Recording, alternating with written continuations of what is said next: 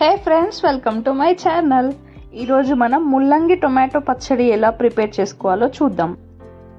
దీనికోసం ముందుగా stove on చేసుకొని ప్యాన్ పెట్టుకొని ప్యాన్ వేడెక్కిన తర్వాత 1 టీ స్పూన్ జీలకర్ర, 1 టీ స్పూన్ ధనియాలు, 1 టీ స్పూన్ మినపప్పు, అలాగే 1 టీ స్పూన్ శనగపప్పును వేసుకొని లో ఫ్లేమ్లో వీటన్నింటినీ గోల్డెన్ బ్రౌన్ కలర్ వచ్చేంత వరకు వేయించుకోవాలి. ఇలా గోల్డెన్ బ్రౌన్ కలర్ వచ్చేంత వరకు వేయించుకున్న తర్వాత వీటిని తీసి పక్కన పెట్టుకోవాలి. ఇప్పుడు అదే ప్యాన్లో 3 టేబుల్ స్పూన్ల ఆయిల్ని వేసుకోవాలి. ఆయిల్ వేడెక్కిన తర్వాత కొద్దిగా ఆవాలు అలాగే కొద్దిగా జీలకర్రను వేసుకొని వేయించుకోవాలి. ఇప్పుడు శుభ్రంగా కడిగి పీల్ చేసి పెట్టుకున్న 1/2 కేజీ ముల్లంగి ముక్కలను ఈ సైజులో కట్ చేసుకోవాలి. నేను మీరు చూస్తున్న సైజులో చిన్న చిన్న క్యూబ్స్ లాగా కట్ చేసుకున్నాను. వీటిని నూనెలో వేసుకొని వేయించుకోవాలి. ముల్లంగిని ఆయిల్లో వేసుకొని వేయించుకోవడం వల్ల ఈ ముల్లంగికి ఉన్న వాసన అంతా పోతుంది.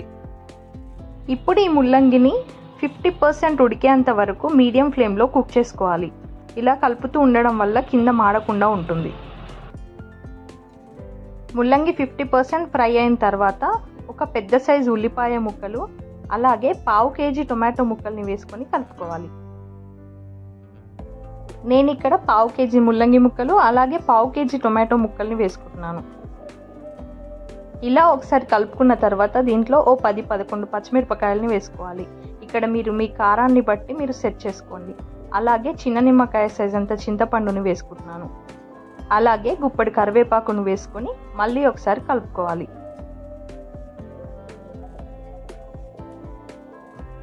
ఈ స్టేజ్లో నేను రుచికి సరిపడా ఉప్పును వేసుకుంటున్నాను. ఇప్పుడు మరొకసారి ఈ ముక్కలన్నింటినీ బాగా కలుపుకొని మీడియం ఫ్లేమ్లో ఈ ముక్కలన్నీ 90% ఉడికేంత వరకు మూత పెట్టుకొని ఉడికించుకోవాలి. ఈ ముల్లంగి పచ్చడిని ఉల్లిపాయలు వేయకుండా నిలువ ఉండేలాగా ఎండుమిరపకాయలు వేసుకొని కూడా చేసుకుంటారు. దాన్ని మనం ఇంకొకసారి చూద్దాం. ఇప్పుడు మూత తీసి చూస్తే ఇది ఆల్మోస్ట్ ఉడికిపోయి ఉంది. ఈ స్టేజ్లో మనం దీన్ని మరొకసారి కలుపుకొని స్టవ్ ఆఫ్ చేసి పెట్టుకోవాలి. ఇప్పుడు దీన్ని మనం పూర్తిగా చల్లారనివ్వాలి. పూర్తిగా చల్లారిన తర్వాత ఇప్పుడు దీనిని మనం మిక్సీలో వేసుకొని మెత్తటి పేస్ట్లా చేసుకోవాలి.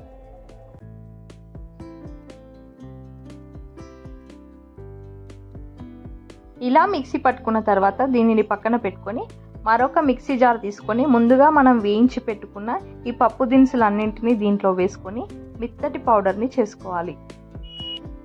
ఇలా కాకుండా ముందే మిక్సీ బౌల్లో పౌడర్ చేసుకున్న తర్వాత అదే పౌడర్లో ఈ టొమాటో ముల్లంగి పేస్ట్ని వేసుకొని కూడా మరొకసారి మిక్సీ చేసుకోవచ్చు. ఇప్పుడు ఈ పౌడర్ అంతటిని ఈ ముల్లంగి టొమాటో పేస్ట్లో వేసుకొని ఒకసారి కలుపుకొని మళ్ళీ ఇంకొకసారి మిక్సీ పట్టుకోవాలి. ఇలా చేయడం వల్ల ఈ టొమాటో పేస్ట్ అలాగే ఈ పౌడర్ అంతా బాగా కలిసిపోతుంది. ఇప్పుడు ఈ పచ్చడి చాలా బాగా రెడీ అయిపోయింది. దీన్ని మనం వేరే బౌల్లోకి షిఫ్ట్ చేసుకోవాలి. ఈ పచ్చడిని ఇంత మెత్తగా ఇష్టపడని వాళ్ళు దీన్ని బరకగా కూడా మిక్సీ పట్టుకోవచ్చు. ఇప్పుడు ఈ చట్నీలో తాలింపు పెట్టుకుంటే ఈ చట్నీ రెడీ అయిపోయినట్టే. తాలింపు కోసం స్టవ్ ఆన్ చేసి ప్యాన్ పెట్టుకొని ప్యాన్ వేడెక్కిన తర్వాత 2 టేబుల్ స్పూన్ల ఆయిల్ని వేసుకోవాలి.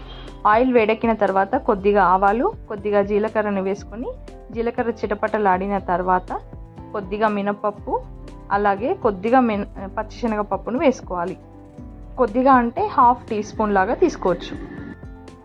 ఈ పప్పులు గోల్డెన్ బ్రౌన్ కలర్కి వచ్చిన తర్వాత పసుపు వేసుకోవాలి. 1/2 టీ స్పూన్ పసుపు కొద్దిగా వేగిన తర్వాత 2 ఎండుమిరపకాయ ముక్కల్ని వేసుకోవాలి.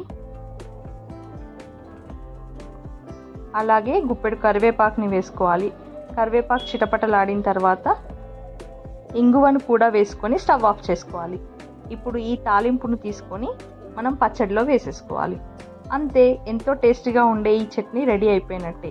ఈ రెసిపీ మీకు నచ్చితే మీరు ఒకసారి ట్రై చేసి టేస్ట్ ఎలా ఉందో కమెంట్ చేసి చెప్పండి. Thanks for watching.